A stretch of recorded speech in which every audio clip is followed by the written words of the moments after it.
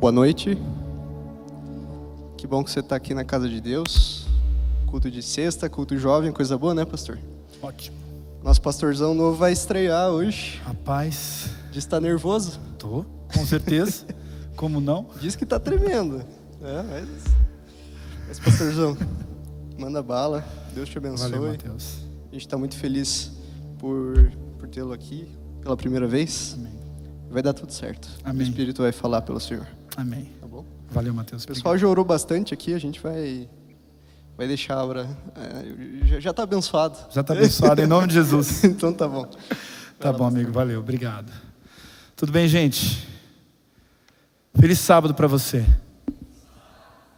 Quem está feliz aí? Quem está triste? Não tem problema em estar triste, não. Eu estou nervoso.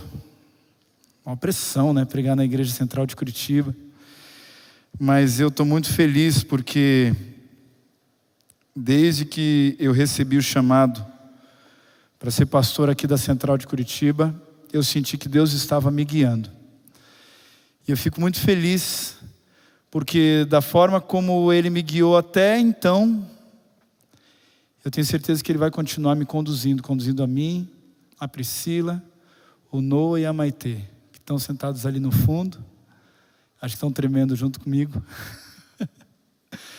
Queridos, que alegria poder estar aqui com vocês. Já estou aqui há uma semana. Eu estou muito bem hospedado aqui no quartinho de cima. Ainda procurando por uma casa, mas o Senhor há de prover essa casa para a gente. E eu já tive o privilégio de conhecer algumas pessoas muito queridas. Tive o privilégio de comer comida boa na casa do Júnior. Tive o privilégio de conhecer muita gente que eu ainda não conheço pelo nome.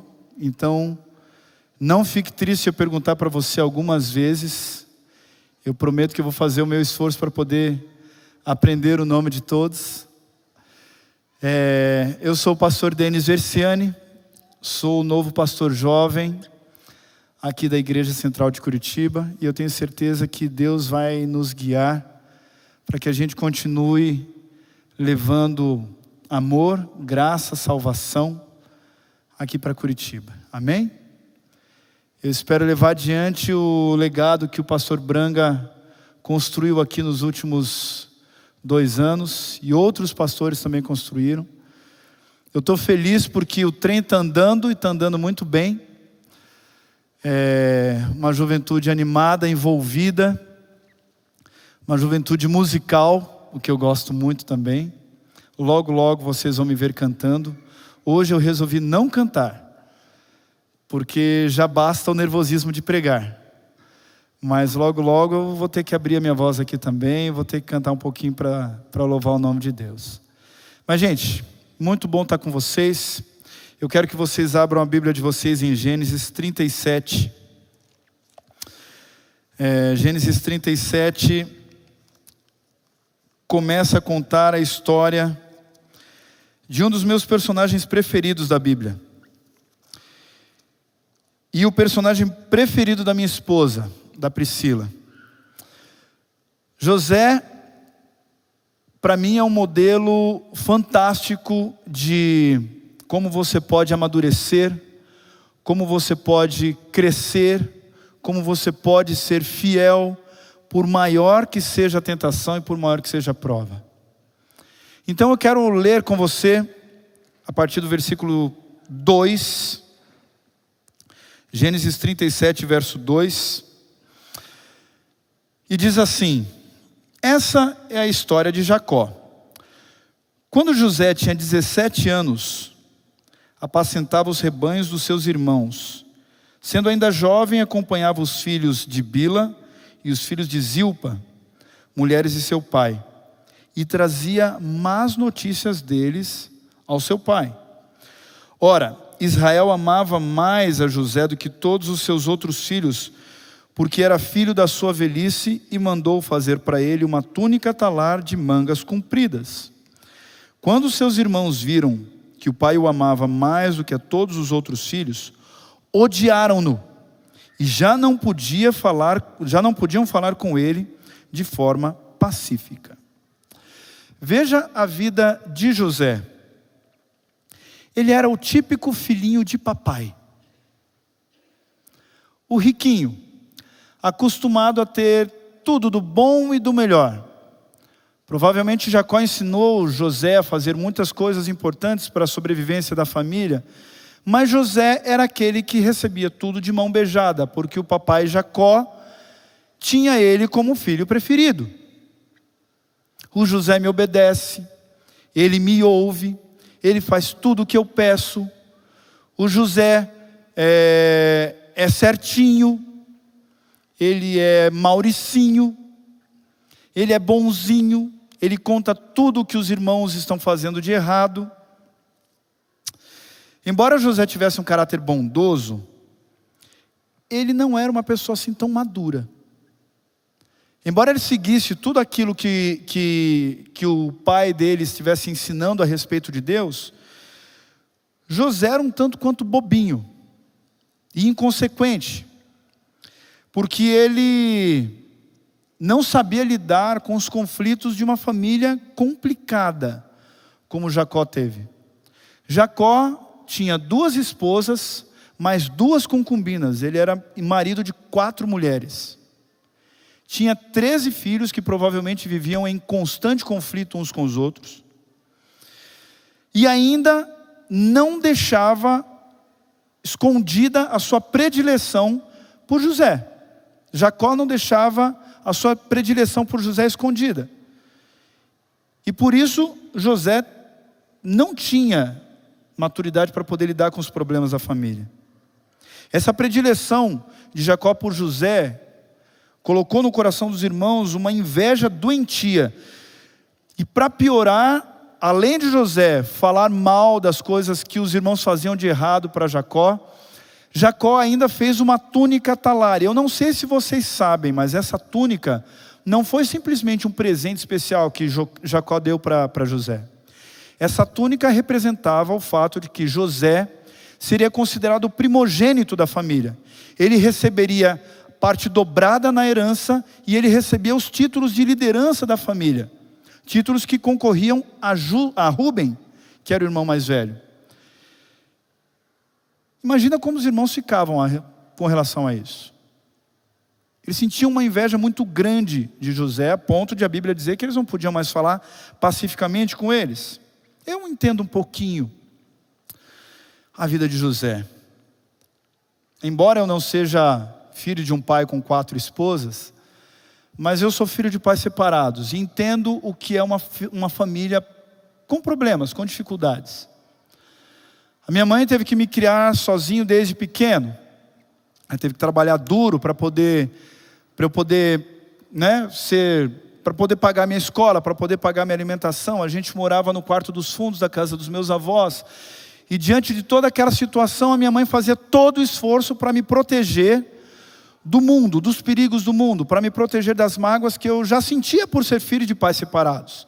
Eu acho que talvez muitos de vocês entendam um pouquinho do que é isso. E no esforço que a minha mãe teve de cuidar de mim, eu acabei me tornando um tanto quanto super dependente da minha mãe, às vezes com dificuldades de tomar certas decisões, com dificuldade de me defender dos bullying que eu sofria na escola. E às vezes a minha mãe intercedia até quando os colegas brigavam comigo ou batiam em mim na escola. Um óculos um tanto quanto poderoso, para poder corrigir a visão. Não sabia jogar futebol, então eu era objeto de chacota da galera. Vocês sabem como que é isso. Quem não sabe jogar futebol sabe bem o que é isso. E a minha mãe sempre me protegendo. Minha mãe é uma pessoa maravilhosa. Ela cuidou muito bem de mim. Mas eu, às vezes, acabei criando alguns traços de imaturidade que eu sofri para poder vencer depois. Eu entendo a vida de José. Mas esse relacionamento complicado ficou ainda mais complicado pelo que está escrito no verso 5. José teve um sonho e contou aos seus irmãos. Por isso, o odiaram ainda mais. Gente, a gota d'água foi quando José contou esse sonho para o pai e para os irmãos. Onde feixes de trigo o sol, a lua e as estrelas se prostravam diante de José. E eles sabiam que esses eram símbolos da sua família. Embora José tivesse um caráter puro, ele era tão imaturo que ele nem escolheu o momento certo para contar esse sonho, e nem a pessoa certa, que era só para o pai dele.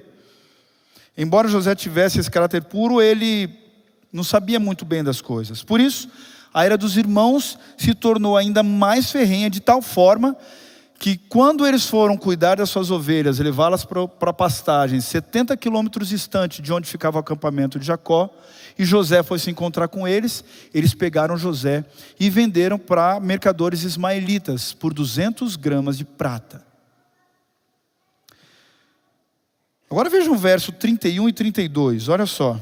Verso 31 e 32. Eles pegaram a túnica de José, mataram um bode e molharam a túnica no sangue e enviaram a túnica de mangas compridas ao pai com esse recado: achamos isso, veja se não é a túnica do seu filho.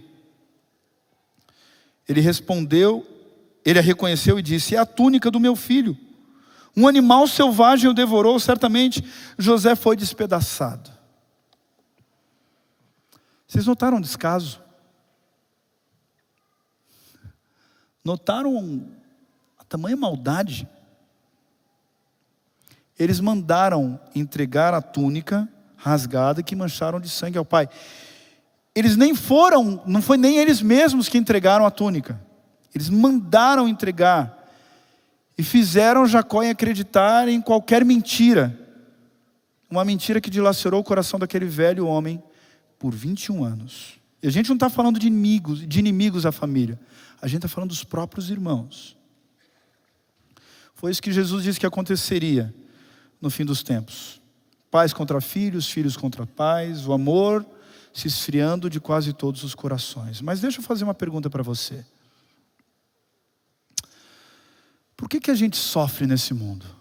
Se Deus é tão bom, por que a gente passa por tanta dificuldade nesse mundo? Por tanta dor, por tanto sofrimento? Projetos que não dão certo, relacionamentos que se quebram, famílias destruídas, desilusões na nossa vida. Por que a gente sofre tanto se Deus é um Deus tão bom? E eu já vou dar a resposta para você, não vou esperar o final do sermão para isso. Coisas ruins acontecem porque a gente vive num mundo onde coisas ruins acontecem. Simples assim. E um tanto quanto desconfortável, porque parece que não resolve o nosso problema. Nós vivemos em um mundo onde coisas ruins acontecem. Só que a pergunta não é essa que a gente deve fazer. A pergunta é: já que coisas ruins acontecem nesse mundo por causa do pecado, por causa do mal, por causa da separação que existe entre nós e Deus, como é que eu, jovem, posso me portar? O que eu posso fazer para contornar esse mal? Jacó, em Gênesis, você não precisa abrir lá, mantenha sua Bíblia aqui em Gênesis. Agora abre Gênesis 39. Mas em Gênesis 49, 23, Jacó diz a respeito de José: os flecheiros lhe dão amargura, atiram contra ele e o aborrecem. Gênesis 39, versos 1 a 4. José foi levado para o Egito, e Potifar, oficial do faraó, comandante da guarda egípcio, ministro da defesa, comprou dos ismaelitas que o tinham levado para lá. O Senhor Deus estava com José, que veio a ser homem próspero, e estava na casa do seu dono egípcio.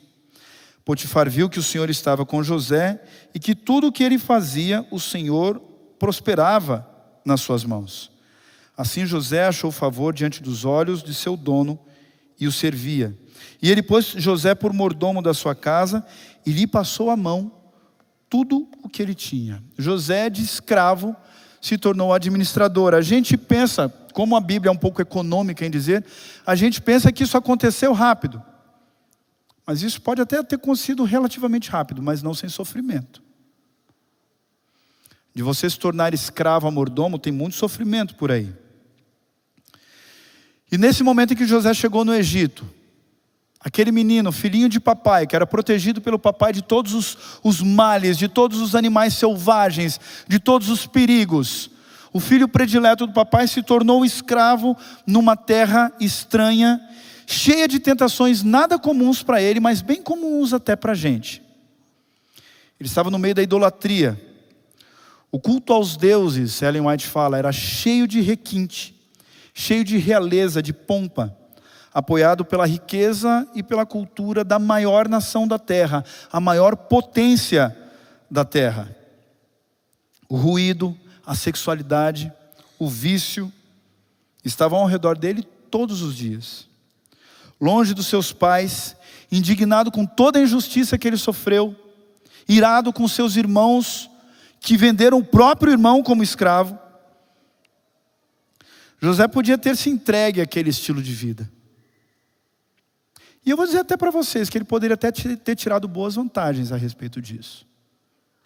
Ninguém ia saber, seus pais não iam saber, seus irmãos, aquelas pessoas que o tinham como um garoto certinho, não iam saber. Ele podia tirar boas vantagens disso. Mas José, a Bíblia disse, e Ellen White fala que ele lidou com isso com humildade e foi firme aos seus princípios, mesmo distante da sua família. É óbvio que José seria obrigado a trabalhar no sábado, mas ele não trabalhou. E eu fico imaginando que se para nós, que muitas vezes somos funcionários, empregados ou estamos na faculdade, para nós é uma luta sermos fiéis aos mandamentos de Deus e à guarda do sábado, imagina como era para um escravo. Mas José não trabalhou. E provavelmente ele deve ter sofrido com isso. Ele não foi demitido do seu emprego. Não tinha como. Ele não foi reprovado numa prova. Provavelmente ele deve ter levado algumas chicotadas. Provavelmente ele deve ter sido jogado numa masmorra. Provavelmente ele deve ter ficado alguns dias sem comer por causa disso. Mas com muito jeito, com muito respeito ao seu dono, aquele que o escravizava, José não trabalhou no sábado. Com humildade ele se negava, mesmo que isso custasse algum castigo para ele. E a sua firmeza foi compensada pelo fato de José ser sempre gentil, respeitador e ser um bom negociante. Provavelmente ele negociou com Potifar. Meu senhor, se o senhor quiser eu trabalho mais do que os escravos ao longo da semana. A gente dá um jeito. Fica tranquilo que eu vou cumprir as minhas obrigações. E o seu sucesso foi alcançado. Porque ele sempre trabalhava com perseverança e energia. E ele sempre atribuía o seu sucesso a Yahvé, o Deus do seu pai Jacó. Mas olha só uma coisa. Da mesma forma como nós temos que entender aqui nesse mundo, José sabia que, mesmo que ele tenha sido promovido a mordomo, administrador do seu lar, ele ainda era um escravo. Nunca pense que o que você tem nesse mundo vai ser para sempre seu. A gente está de passagem aqui. Se você está feliz com a sua posição, se você está feliz com a sua faculdade ou com a sua vida, saiba de uma coisa: passará. Você já notou que muitas vezes a gente faz as coisas certas pela razão errada? Por exemplo, a gente usa cinto de segurança com medo de ser multado. A gente sempre anda, ou pelo menos tenta andar dentro do limite de velocidade, com medo de ser multado. Não porque é o certo a fazer, não porque é o mais seguro a fazer. Nós cumprimos as nossas obrigações na faculdade ou no trabalho por medo de sermos reprovados ou demitidos, em vez de vestir a camisa, aprender e contribuir com a empresa. Eu me lembro de uma vez que eu estava dirigindo para casa, voltando de um casamento. Eu morava em Engenheiro Coelho, onde fica o NASP, e o casamento foi lá em Tatuí. E aí eu me lembro que eu me perdi. E na volta, meio perdido, com 4 pessoas no carro, os que estavam no banco de trás sem cinto, eu me perdi. E nessa de me perder, eu fui parado em um posto policial. O policial colocou a lanterna no banco de trás e obviamente viu que as pessoas estavam sem cinto. Boa noite. Documentos, por favor. Entreguei minha carteira de motorista, todo orgulhoso, nem ligado que o pessoal não tinha posto o cinto atrás. Quando eu abri o porta-luvas para pegar o documento, cadê o documento do carro? Aí ele, rapaz, então, eu tirei o documento para fazer o seguro, eu esqueci de colocar ele de volta. Aí ele, O senhor sabia que as 3 pessoas que estão atrás estão sem cinto? Eu falei, lá vem, a multa vai ser gostosa. Isso se eu conseguir voltar para casa com esse carro. Eu levantei, ele pediu para abrir o porta-malas, verificou se tinha algum problema no carro. Graças a Deus não tinha problema nenhum. Aí ele falou assim, olha, me desculpa amigo, mas como você está andando sem documento, eu vou ter que reter o carro e vou precisar te autuar. Eu falei, ai senhor, existem 2 alternativas. Ou eu aceito, ou eu dou uma molhadinha na mão dele para pagar um cafezinho à noite, né? Confesso que eu me senti tentado a fazer isso. Mas a mãe que cuidou de mim, lá no quartinho dos fundos da casa dos meus avós, falou que eu precisava ser honesto no ganho e na perda. Eu falei, amigo, seguinte, mestre, eu não tenho o que fazer. Eu preciso levar essas 4 pessoas para casa. A gente mora a mais de 80 quilômetros de distância. Eu não tenho por que não andar com o meu carro sem documento. Ele tá regularizado. Se você quiser puxar pela placa, ele está regularizado. Eu simplesmente tirei e me esqueci de colocar aqui. E pode deixar que eu vou dar uma bronca muito dura no pessoal que está atrás, porque eu não me liguei que eles estavam sem cinto. Me desculpe, eu não tenho o que fazer. Você pode me autuar, eu vou aceitar a autuação. Mas se você tiver um pouquinho de misericórdia, graças a Deus ele teve misericórdia. Mas de vez em quando isso não acontece. A Pri sabe muito bem. Quando eu estava me mudando para Jacareí para cantar nos Arautos, toda a nossa mudança eu fiz com a minha carteira suspensa. A gente tem que ser honesto no ganho e na perda. Deus precisa de jovens e adultos como José, que façam o que é certo, simplesmente porque é certo. Mesmo que isso resulte em perdas para nós. Foi isso que aconteceu com José. Infelizmente, no nosso mundo pecador, Satanás vai fazer de tudo para você e eu passarmos por problemas simplesmente por sermos honestos, simplesmente por sermos puros e por querer fazer a vontade de Deus. E foi exatamente isso que aconteceu com José. Gênesis 39, versos 7 a 12. Assim, depois de algum tempo, quando tudo estava bem, quando José finalmente estava tendo um pouquinho de descanso para sua alma aflita, a mulher de Potifar pôs os olhos em José e lhe disse, vem para a cama comigo. Mas, fugiu a palavra agora. Estou com a palavra em inglês, me ajuda aqui, mais bold, mais atrevido, impossível. Vem para a cama comigo. Ele, porém, recusou e disse à mulher do seu dono, escuta, o meu senhor não se preocupa com nada que existe nessa casa, porque eu estou aqui. Tudo o que ele tem me passou às suas mãos. Não existe ninguém nessa casa que esteja acima de mim. Ele não me vedou nada, a não ser a senhora, porque é a mulher dele. Como, pois, eu cometeria tamanha maldade e pecaria contra o meu Deus? Você pode até pensar, pastor, mas José era um patriarca. Ele era um profeta de Deus. Ele foi o pai de 2 tribos do povo de Israel. Que isso? Que eu sou? Quem eu sou eu na fila do pão? Mas vamos pensar um pouquinho. Vamos pensar no contexto da época. Potifar era o ministro da defesa do Egito.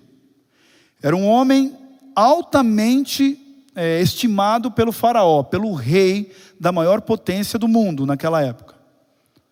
Você acha que ele escolheria uma mulher feia? para casar? Você acha que ele escolheria uma mulher bonita para casar? Provavelmente ele escolheu uma das mulheres mais lindas do Egito, porque ele tinha poder para isso. E vamos parar para pensar em José. José era um escravo. Ele trabalhou com trabalhos braçais, o que provavelmente naqueles anos deixou ele com um físico diferenciado. E a Bíblia fala que José era um rapaz formoso, um rapaz bonito, de boa aparência. Provavelmente ele era musculoso. E aí o que acontece? Você acha que José era uma pedra? Era uma múmia? José era um jovem como você, musculoso, bonito, forte, com sangue correndo nas suas veias, fervendo de hormônios. Você acha que ele não se sentiu tentado? E vamos parar para pensar. Potifar era um homem que viajava bastante. E a sua pobre esposa lá sozinha, desamparada, carente. Se José tivesse um caso com ela, provavelmente, sabe o que ia acontecer? Os dois iam se divertir muito. Muito mesmo. E ninguém ia ficar sabendo. Mas José nem hesitou. Ele se afastou daquela mulher, recusou o assédio dela, por duas razões. Primeira, lealdade ao chefe. E segunda, fidelidade a Deus. Fidelidade ao que é certo. Não importava se Deus o livraria ou não dessa situação, ele poderia apodrecer na prisão, mas ele não pecaria contra Deus. Ele era bem resolvido na sua fé. E infelizmente, gente, existem muitos cristãos, jovens e adultos, que não são tão bem resolvidos na sua fé. Nós vivemos numa igreja de Laodiceia. E a igreja de Laodiceia, qual é a principal característica que Apocalipse dá para essa igreja? Que é uma igreja morna. Morna. E Deus disse, antes você fosse frio ou quente, mas porque você é morno, eu estou a ponto de te vomitar da minha boca. Deus fala isso, o negócio é sério. Cristãos bem resolvidos, é isso que Deus quer. Aliás, gente bem resolvida, se você quer ser cristão, seja cristão. Se não, vai para fora, vai embora. Para Deus é melhor do que um cristão que está com um pé no mundo e um pé na igreja, um pé no caminho largo e um pé no caminho estreito. Já ouvi muita gente dizendo, pastor, por que não pode ir no cinema? Pastor, por que não pode ir na balada, no barzinho? Pastor, por que não pode ir no estádio? Pode. Pode ou não pode, pastor Branga? Pode. Você pode fazer tudo. A vida que Deus deu para você é sua para você fazer o que você quiser. Paulo mesmo diz, tudo me é lícito, mas nem tudo me convém. Eu posso fazer qualquer coisa, mas eu não preciso me deixar dominar por isso. Eu não vou fazer algumas coisas porque eu sei que elas vão me dominar e vão me afastar do que é certo, vão me afastar de Deus.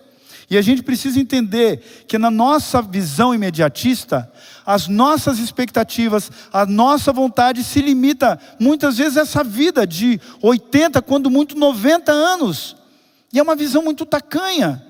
Quando Deus diz para você, não faça isso, não é porque Ele está proibindo você com uma palavra autoritária, não.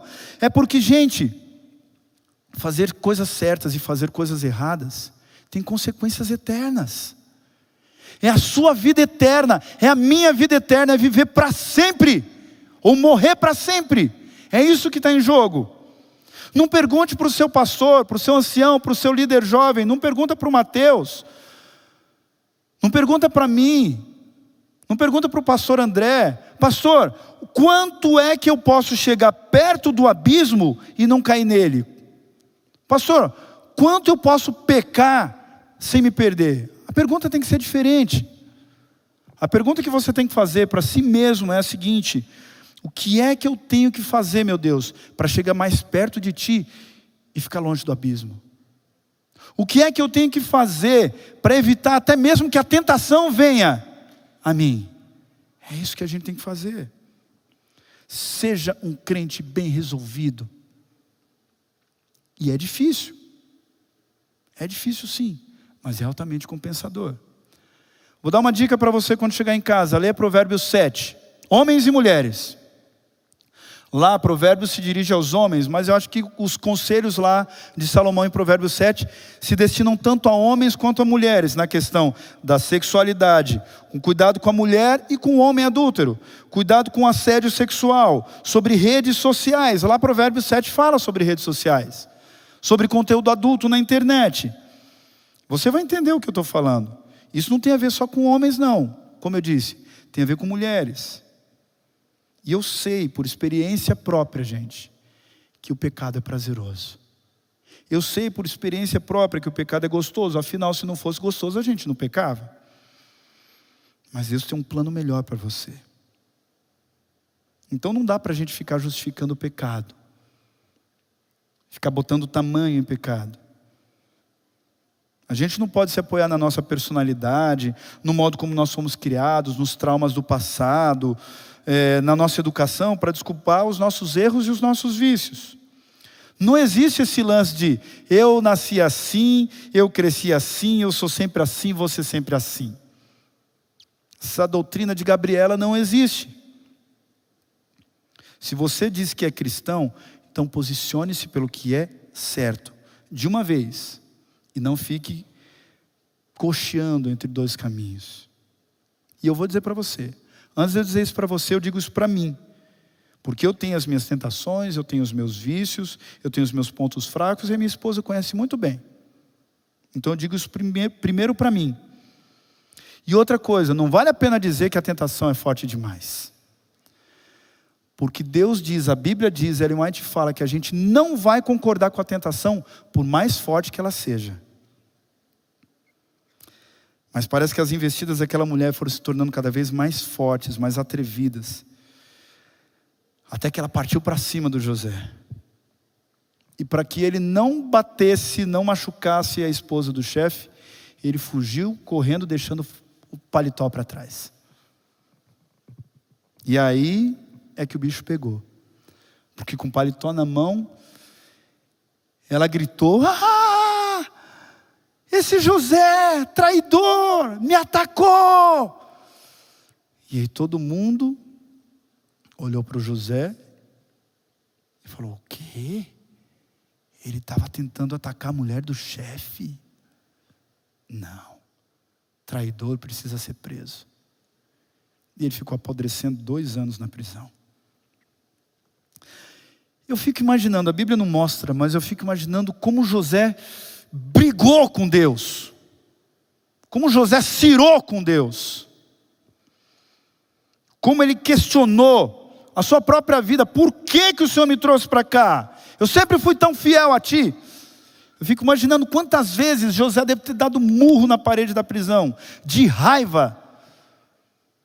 Porque nada dava certo para ele. Mas, mesmo brigando com Deus, ele foi fiel. Ele foi fiel a toda prova. E Jacó fala sobre José o seguinte: o seu arco, porém, permanece firme, os seus braços são feitos ativos pelas mãos do poderoso de Jacó, pelo pastor e pela pedra de Israel. Isso está lá em Gênesis 49, 23 e 24. Deus não se esqueceu de José, por mais que parecesse.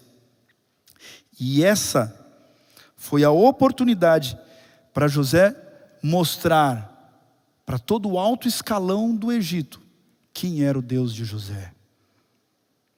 Gênesis 41 diz que José interpretou os sonhos do faraó, e foi nesse momento em que o Deus de José foi conhecido. O dom de interpretar os sonhos não está em mim, mas Deus dará a resposta favorável ao faraó. Isso está lá em Gênesis 41, 16. E ele não apenas deu a interpretação do sonho, mas também deu a solução para que o Egito resolvesse seu problema. E graças a José, que se tornou governador do Egito, o Egito conseguiu se preparar para a maior crise de fome e de abastecimento daquela época, ajudando até mesmo outras nações ao redor. A história de José mostra uma coisa interessante. Uma outra coisa interessante: não importa se você é justo ou se você é corrupto, coisas ruins vão acontecer. Você pode passar por dificuldades financeiras, pode passar por fome, sendo você bom ou ruim. E provavelmente para a maioria das perguntas que José fez, ele não encontrou respostas. E você também não vai encontrar. Simplesmente porque nós vivemos num mundo onde coisas ruins acontecem. Mas a verdade animadora é que em Romanos 8:28 diz: em todas as coisas, boas e más, Deus coopera para o bem daqueles que o amam e são chamados segundo o seu propósito. Você é chamado segundo o propósito de Deus. Durante esse duro período de mais de 21 anos, José lutou contra a falta da sua família, a saudade do seu pai e a mágoa contra os seus irmãos.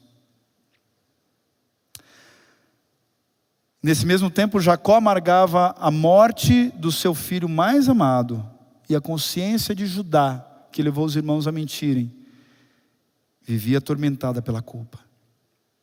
Mas foi nesse mesmo tempo em que Deus, agindo para proteger os seus filhos de uma seca tão severa que poderia ter dizimado nações, inclusive o povo que carregava a linhagem do Senhor, pela aflição de José, Deus abençoou todos os filhos da terra. E talvez Deus esteja usando a situação difícil que você está passando para que você seja uma bênção para outras pessoas. A gente nunca consegue ver o quadro inteiro. 7 anos depois, já no rigor da seca, 10 homens chegam diante do palácio do governador e se prostram diante do governador Zaphenat-Paneá, o revelador de mistérios. E eles não o reconheceram. Gênesis 42, versos 7 a 9. Gênesis 42, 7 a 9 diz que quando José viu seus irmãos, ele os reconheceu, porém não se deu a conhecer. Foi ríspido com eles e lhes perguntou: de onde vocês vêm? Responderam: da terra de Canaã, para comprar mantimento. José reconheceu os irmãos, mas eles não o reconheceram. Então José se lembrou dos sonhos que teve a respeito deles e lhes disse: vocês são espiões e vieram para ver os pontos fracos da terra. E aí começou uma prova terrível que José fez com os irmãos. Eu fico imaginando naquele momento a mágoa aflorando, o sangue subindo descontroladamente, e José pronto para mandar o exército acabar com aqueles traidores miseráveis que levaram ele para o Egito, separaram da família que ele amava e fizeram dele como um escravo. Então ele lembrou do sonho que ele teve há 17 anos e estava se cumprindo. E aí eu fico imaginando José pensando: o sonho está se cumprindo, o que eu vou fazer agora? Eu mato esses miseráveis ou eu perdoo os irmãos que eu amo? Em vez de condenar, José perdoou os seus irmãos. E eu fico imaginando naquele abraço molhado de lágrimas, o perdão triunfando. Todos os fardos que José, Judá e todos os seus irmãos carregaram, caindo ao chão. E Jacó tendo novamente a oportunidade de beijar o seu filho e viver com ele até o fim da sua vida. José não era mais um menino imaturo, como era até os 17 anos. E hoje eu olho para mim, eu não sou mais um menino imaturo que eu era na minha infância, na minha adolescência, ou até mesmo no início do meu ministério. Ele era um homem sábio, maduro, alguém que insistiu em confiar e esperar em Deus, mesmo nas coisas ruins. Eu vou dizer uma coisa para você, amigo: crescer dói, e não é fácil. E no auge da nossa juventude, eu posso dizer para vocês, eu sou pastor jovem, mas eu já não sou jovem ainda. Eu já estou no amanhã velho será. Já estou. Eu já não sei se eu tenho mais passado ou mais futuro na minha vida. Mas eu posso dizer uma coisa: eu ainda carrego muita coisa da minha juventude. Entre elas, eu sou muito imediatista.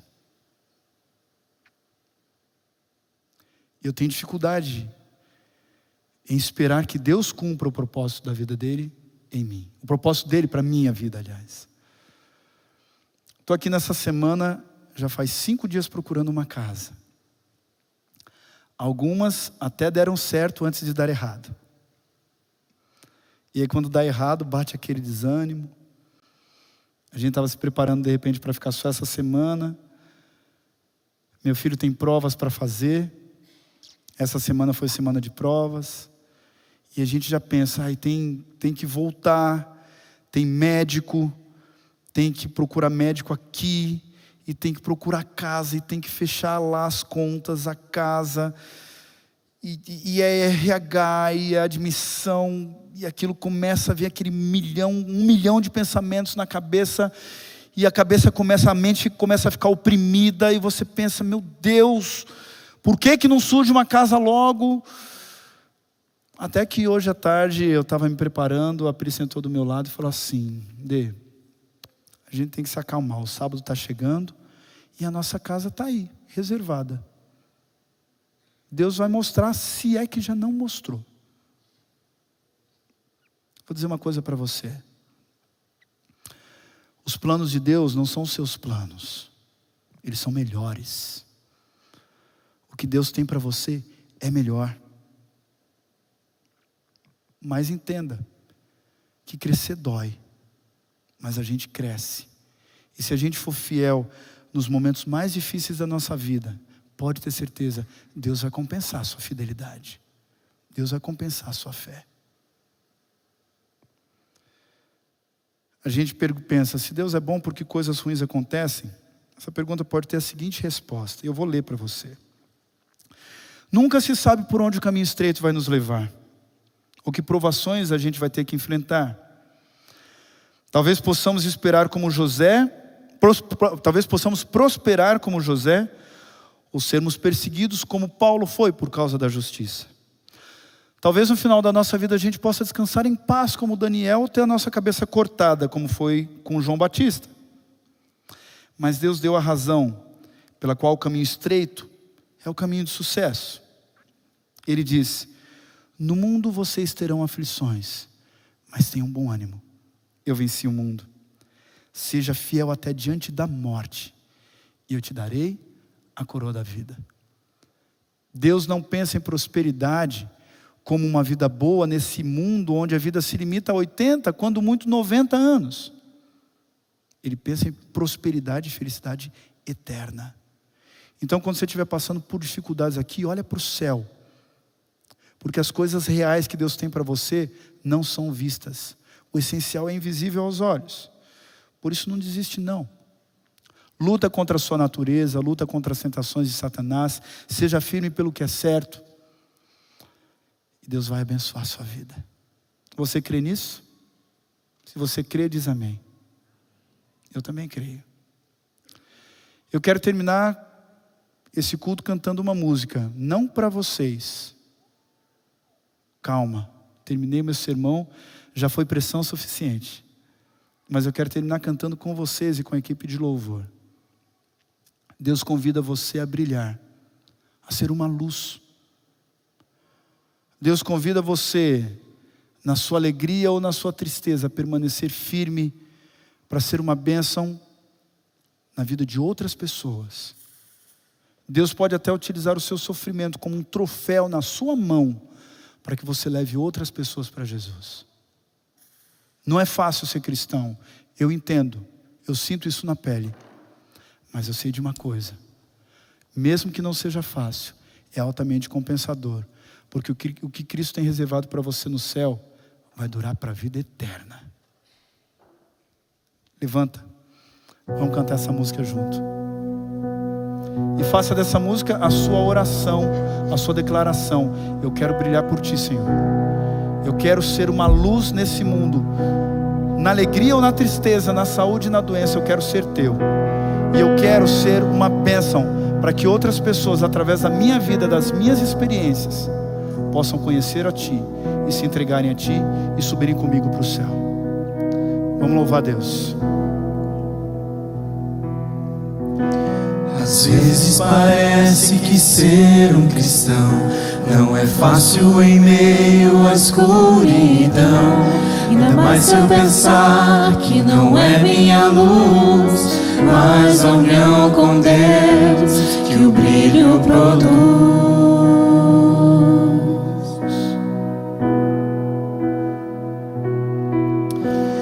Às vezes parece difícil entender que o cristão é exemplo mesmo sem o querer. E por isso mesmo eu preciso orar para que Deus me ilumine e assim eu possa brilhar. Senhor, eu quero brilhar por Ti quando o mundo se apagar. Eu quero que através da minha vida alguém possa Te enxergar. Faze com que mesmo sem palavras eu fale do Teu amor. Eu quero brilhar por Ti, brilhar onde quer que for. E quando você achar que vai fracassar, segura na mão de Deus que Ele vai te guiar. Às vezes eu temo que vou fracassar, pois eu sei que errei, continuo a errar. Mas a minha luz parece extinguir-se. Meu Deus, me dá força pra prosseguir.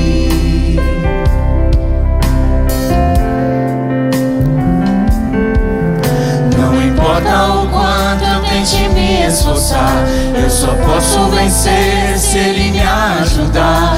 E é quando eu percebo meu esforço é vão, o que devo fazer é segurar Sua mão. Senhor, eu quero brilhar por Ti quando o mundo se apagar. Eu quero que através da minha vida alguém possa Te enxergar. Faze com que mesmo sem palavras eu fale do Teu amor. Eu quero brilhar por Ti, brilhar onde quer que for. Canta com fé. Senhor, eu quero brilhar por Ti. Só vocês. Quando o mundo se apagar, eu quero que através da minha vida alguém possa Te enxergar. faze com que mesmo sem palavras eu fale do Teu amor. eu quero brilhar por Ti, brilhar onde quer que for. Diga mais uma vez isso para Jesus. Eu quero brilhar por Ti, brilhar onde quer que for. Amém. Pai, não é fácil ser cristão nesse mundo. Esse mundo está cada vez mais secularizado. As pessoas estão cada vez mais desesperadas por buscar prazer e sentido para a sua vida. E aí vem a polarização, vem a esquerda, vem a direita, vem centrão, vem novas formas de amor. Pai, esse mundo está tão perdido, está tão escuro, e a gente precisa realmente brilhar nesse mundo. Mas é tão difícil às vezes encontrar essa luz na nossa própria vida. Pai, a gente entende que não tem outro caminho. A gente tem que se esforçar por Te buscar, através da Bíblia, através da oração, através de um relacionamento mais íntimo, mais relevante contigo. Às vezes a gente se questiona, às vezes a gente se pergunta por que é tão difícil ser cristão? Por que é tão difícil vencer a tentação? E qual é o sentido de tudo isso?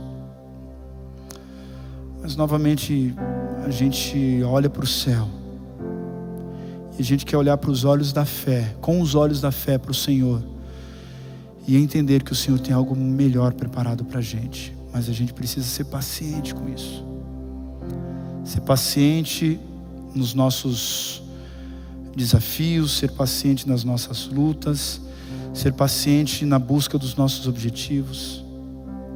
Pai, por favor, em nome de Jesus, dá essa força pra gente, dá essa luz pra gente. Ajuda-nos a confiarmos em Ti, a segurar na Tua mão, não importa o que for.